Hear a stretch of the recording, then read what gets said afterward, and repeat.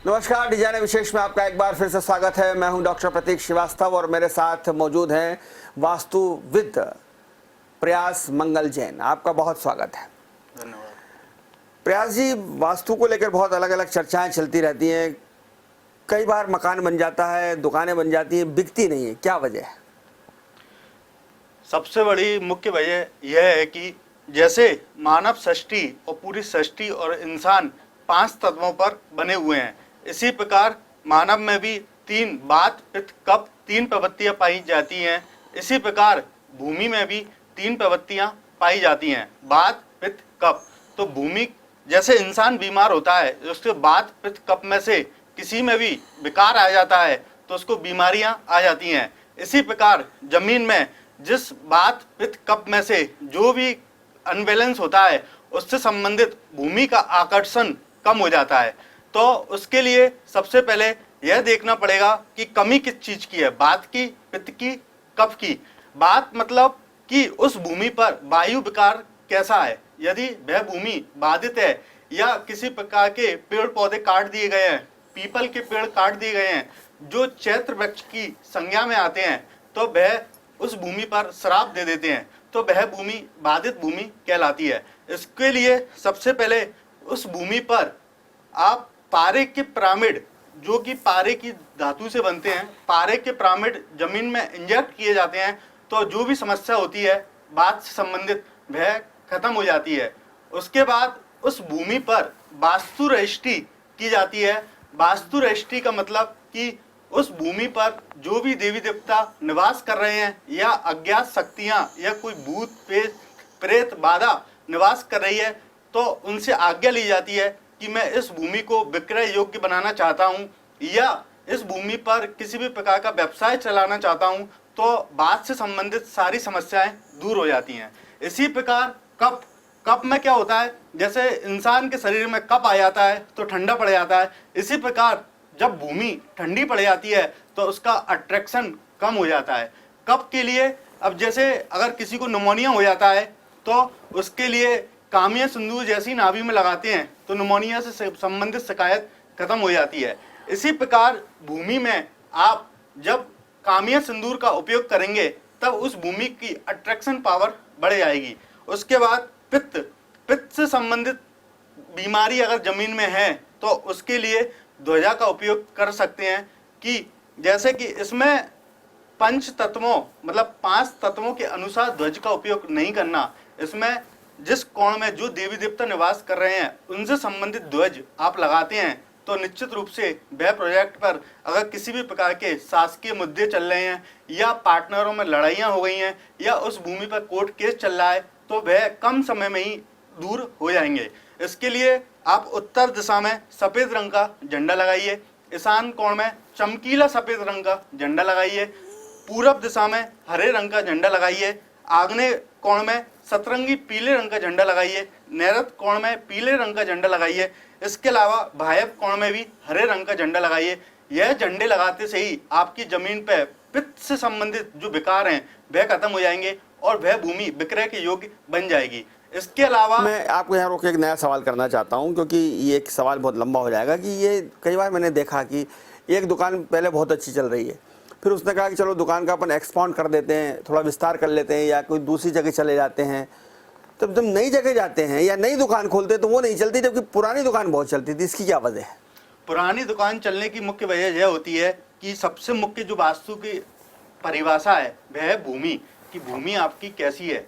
जब भूमि आपकी पॉजिटिव है, सकारात्मक है, तो गलत दिशाओं में भी किया हुआ निर्माण उस भूमि के दोषों को नहीं दबा सकता। जैसे एक मानव शरीर में किडनी, हार्ट, लीवर अगर यह सही है तो ऊपरी संरचना आप ब्लैक दिखते हो तो भी उससे कोई फर्क नहीं पड़ेगा, क्योंकि आपकी सकारात्मक ऊर्जा दिन भर कार्य करने की शक्ति बहुत पावरफुल है। इसी प्रकार जब आप कोई बिजनेस करते हैं तो हो सकता है कि पहले वह बिजनेस बहुत अच्छा चलता हो, लेकिन धीरे धीरे उस बिजनेस की गति में कमी आ गई। उसका कारण यह होता है कि उस समय उस बिजनेस की भूमि की ऊर्जा बहुत सकारात्मक हो, लेकिन बहुत कारण होते हैं जिससे भूमि की ऊर्जा नकारात्मक भी हो जाती है।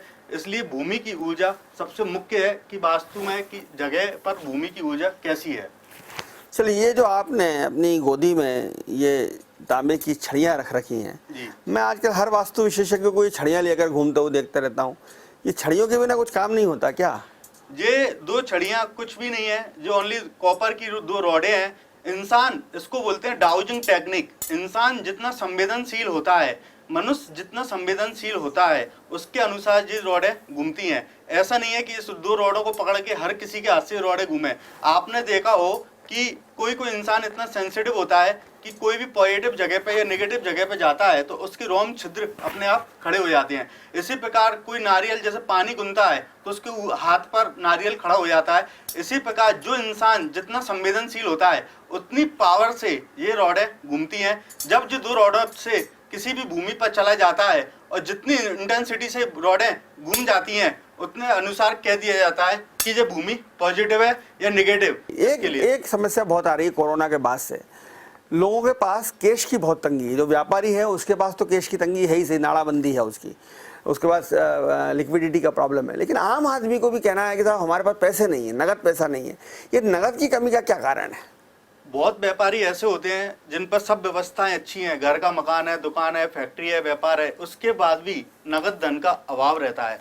उसका मुख्य कारण क्या है? उसका मुख्य कारण एक ही है कि जो नगद धन को शुक्र दिशा रिप्रेजेंट करती है, उसको कहते हैं आग्नेय कोण। जब घर की प्रॉपर दिशाएं कैलकुलेट की जाती हैं, आप जैसे पूरब और दक्षिण के कोण को आग्नेय कोण मान लेते हैं, ऐसा तब तक नहीं हो सकता जब तक कि वह कितने डिग्री टिल्ट है। जब टिल्ट का पता करोगे और उसको आग्नेय कोण निकालोगे, और आग्नेय कोण में अगर आपके लेट बाथ बने हुए हैं, पानी का अंडरग्राउंड टैंक बना है, ओवरहेड टैंक बना हुआ है, तो उस घर में या उस व्यवसाय में हमेशा नगद धन का अभाव बना रहेगा। अच्छा, ये तो आपने नगद धन के बारे में बात बताई, लेकिन पैसा ना रुकने का क्या कारण है? पैसा तो आता तो बहुत है, खर्च हो जाता है। मैं अपने बारे में भी बात कह सकता हूँ कि मेरे पास पैसा आता है लेकिन सेविंग्स नहीं होती मेरी, तो क्यों? पैसा आने की जो दिशाएं हैं वह उत्तर और अग्निकोण, और न रुकने की जो वजह है वह है नैऋत्य कोण। नैऋत्य कोण पृथ्वी तत्व को बिलोंग करता है। जब किसी भी चीज में स्थिरता लानी हो तो सबसे पहले आप यह चेक करें कि आपकी जो तिजोरी रखी हुई है, आपका जो बॉक्स रखा हुआ है, वह नैऋत्य कोण में रखा हुआ है कि नहीं। अगर वह नैऋत्य कोण में नहीं है तो आपके घर में पैसे का अभाव बना रहेगा, पैसा रुकेगा नहीं, गलत कार्यों में आपका पैसा खर्च होगा। तो सही दिशा में जब आप लॉकर को रखेंगे तब निश्चित रूप से आपका पैसा रुकेगा और सही कार्यों में उसका उपयोग होगा। आखिरी सवाल, वास्तु में वृक्षों का क्या महत्व है? वृक्षों की जितनी महिमा की जाए, पूरे ब्रह्मांड की समूची सृष्टि वृक्षों से ही चलती है। कैसे? वृक्ष ही ऑक्सीजन देते हैं। वृक्षों के द्वारा ही मानव जब पैदा होता है तो उसकी सैया से लेकर अंतिम समय तक वृक्षों पर ही वह पैदा होता है। क्यों? क्योंकि जब जन्म लेते हैं जो बेड का उपयोग होता है वह भी लकड़ी का होता है, जब मरता है तब भी लकड़ी का उपयोग किया जाता है। उसके अलावा सुबह जब सबसे पहले उठते हैं तो जो दातुन करते हैं उसमें भी लकड़ी का उपयोग होता है। उसके बाद जो ब्रेकफास्ट करते हैं उसमें भी लकड़ी का ही उपयोग होता है। उसके बाद हम जो कपड़े पहनते हैं, यह कपड़े भी कपास से ही निर्मित होते हैं। वृक्षों की तो जितनी महिमा करें उतनी कम है। वृक्ष जितने संवेदनशील होते हैं उतने संवेदनशील कोई नहीं होता।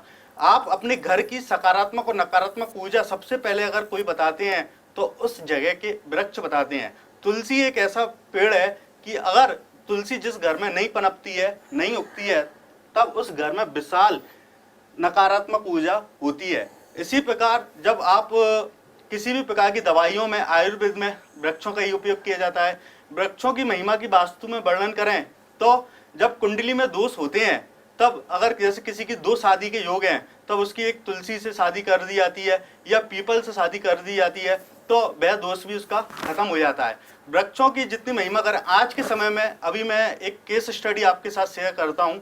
मैं अभी कुछ समय पहले लुधियाना वास्तु विजिट के लिए गया था। जैन साहब उनका परिवार था, उनके घर के मेन गेट के आगे नींबू के बड़े बड़े विशाल पेड़ लगे थे। पेड़ को काटना अशुभ होता है, पर मुझे खेद पूर्वक कहना पड़ा कि जब तक ये पेड़ आपके लगेंगे, इस घर में बच्चों की वृद्धि में बाधा बनेगी और हमेशा बच्चे बीमार बने रहेंगे। उन्होंने जैसे जो प्रक्रिया होती है पेड़ काटने की, पेड़ कब काटे जाए, पेड़ कभी भी हर समय नहीं काटे जाते। शुक्ल पक्ष में हमेशा पेड़ों को लगाया जाता है, कृष्ण पक्ष में हमेशा पेड़ों को काटा जाता है। तो मैंने जैसे ही उनको पूरी प्रक्रिया बताई, समझाया, उसके लिए उन्होंने जैसे ही पेड़ को हटाया और 1 साल बाद जब मैं उनके द्वारा गया, तब उन्होंने खुद बोला कि भैया जब से पेड़ हटाया है, जब से हमारे स्वास्थ्य में बहुत सुधार आया है, तो इसलिए आप कांटे वाले गुलाब को छोड़कर किसी भी प्रकार के कांटे वाले पेड़ मत लगाना, अनार का पेड़ घर में मत लगाना, शुभ पेड़ ही घर में लगाना। उससे आपकी प्रोग्रेस होगी और आपके घर में सुख शांति समृद्धि बनी रहेगी। बहुत धन्यवाद वास्तुविद प्रयास मंगल जैन आपका। आपने बहुत ही महत्वपूर्ण जानकारियाँ हमारे दर्शकों को दी है और किस तरह से कहाँ पर वृक्ष लगाना चाहिए, कौन से वृक्ष लगाना चाहिए, कहाँ पर तिजोरी रखना चाहिए और कहाँ पर शीशा लगाना चाहिए। मैं अगले अंक में जब बात करूँगा तो उनसे ज़रूर पूछूंगा कि घर में कांच कहाँ होना चाहिए और कांच की क्या महत्ता है। देखते रहिए डिजाइनर न्यूज़, खबरों का सिलसिला जारी है, जारी रहेगा। नमस्कार।